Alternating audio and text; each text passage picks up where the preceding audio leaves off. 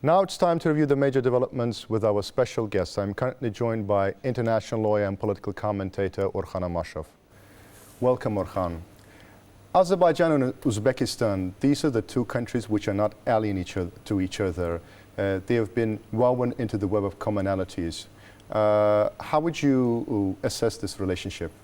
Well, if you remember last time when I was in the studio, we were discussing Turkish-Azerbaijani relations. And interestingly enough, today we're discussing Azerbaijani-Uzbekistani relations.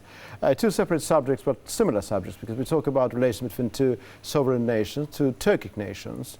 The Turkic-Azerbaijani relation we discuss all the time, but Azerbaijani-Uzbekistan relations, let's be absolutely honest, had Azerbaijani president not visited Tashkent, probably would not have discussed this subject today. So it's an ad hoc subject, but it's not, of course, fair, because I think that Uzbekistan deserves credit. It's a very important country, and as you said very rightly, we have been integrated into this commonalities, because it's not just about post, we are two post-Soviet countries. We share Soviet-Russian past, but deeper than that, on a profounder level, we do share, we are bound by common Turkic-Islamic ties, and that matters a great deal. And I think that when President Ilham Aliyev said that he has discovered Uzbekistan for himself, that statement, I think, spoke volumes. And he spoke in Azerbaijani, which was perfectly understood by his counterpart, Shavkat Mirziyoyev. So that was an emphasis on that linguistic moment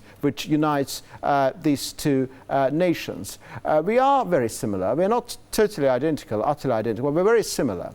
Apart from those things that I've mentioned, I think that Azerbaijan and Uzbekistan are two countries which occupy a very special place in their respective regions. Azerbaijan in South Caucasus and Uzbekistan in Central Asia. These are two most densely populated countries in their regions and with strongest military units. Our army is strongest in our region, and Uzbekistani army is the strongest in Central Asia.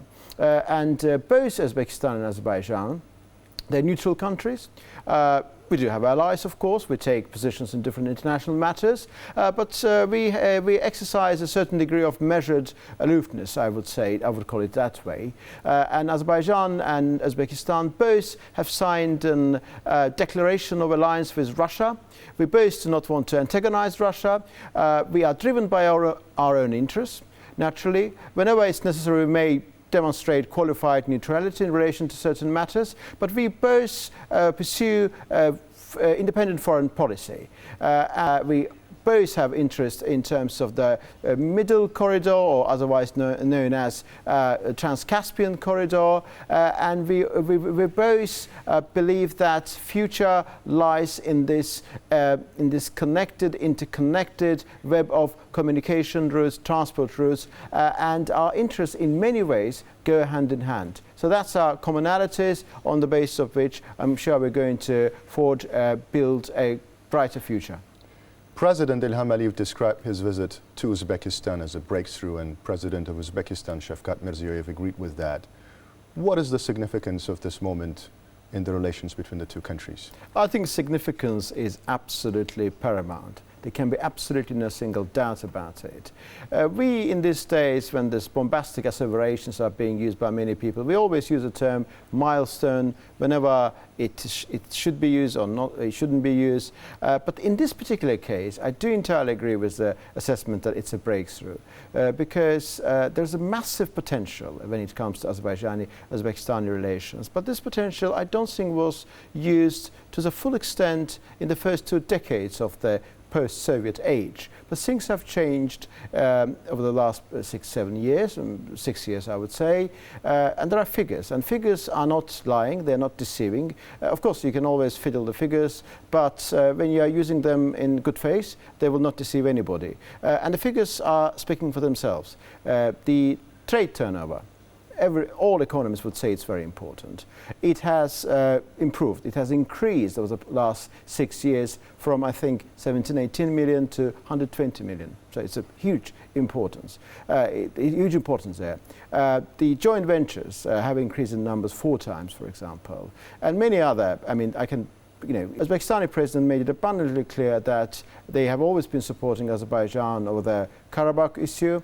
and Uzbekistani president praised Azerbaijani leadership for restoring the justice and returning occupied territories, deoccupying them. And Azerbaijani president also said that the reform deal of the president of Uzbekistan is to be appreciated, it's worthy of emulation.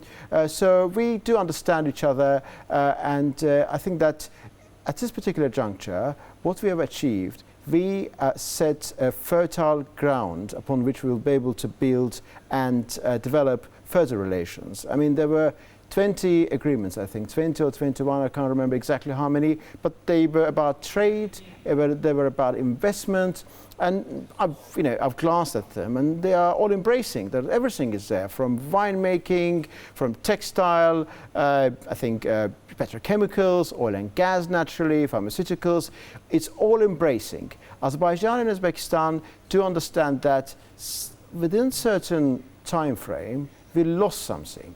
And now we need to compensate. Now we need to build, we need to augment our relations. And the joint declaration had I think has a political character. It shows about our common will to act in a particular fashion, but also it shows that we need to improve. And improve we need in terms of trade, in terms of investment. I think there are about 250 Azerbaijani companies currently operational in Uzbekistan, and maybe 53, between 50 and 55 Uzbek companies functioning in Azerbaijan. These numbers should go up. And there is a massive room for improvement. And I think that the impetus is there. Momentum shouldn't be slackened. And President made abundantly clear that next month there will be another meeting in Tashkent. And so this process will be strengthened, and we will see the results of this bilateral meeting in the fullness of time, and very soon indeed next month. What is the importance of these two countries in terms of the east-west communications transportation corridor? Well, I mean, the Azerbaijan and Uzbekistan are connected to each other, undoubtedly, but it needs to be augmented, it needs to be improved. So middle corridor is very important because there is a cargo transport from China to Europe, and in the light of the Ukrainian crisis, what is happening, this importance of the middle corridor is increasing, and it will continue to increase. What's about this middle corridor? Middle corridor unites China with Europe, and it goes through Central Asia, through the South Caucasus. So effectively speaking, what we need to do, we need to increase connectivity, and it is both within the interests of Uzbekistan and Azerbaijan. The current problem with this corridor is that it goes through Caspian Sea, so it's not entirely land passage, it's not land network, so it's multimodal, there are many cross borders, and because there are many cross borders, there are many new arrangements. You need to consider a couple of other things. So there needs to be money should be invested, and you need to consider border arrangements, but it is within the best interests of both Azerbaijan and Uzbekistan, in particular for Uzbekistan, because Uzbekistan is a landlocked country. It does not have an access to Caspian Sea, and it will increase its economic vitality, its GDP, and everything associated with it, and will make it a country of more consequence. And it will, all, of course, it's naturally will be good for Azerbaijan, because Azerbaijan has got its own agenda, which is Zangezur corridor, which connects mainland Azerbaijan with Nakhchivan. And Zangezur corridor is a segment of the wider east-west network. So from that perspective, I think that middle corridor or Trans-Caspian corridor, depending what term you prefer, is going to be absolutely critical for both countries. For Uzbekistan, I would go as far as to say it is near existential. For Azerbaijan, it is very important. That was quite an insight, Orhan. Thank you very much. That was all for the week. Thank you for watching us, and stay tuned not to miss the next edition of our program.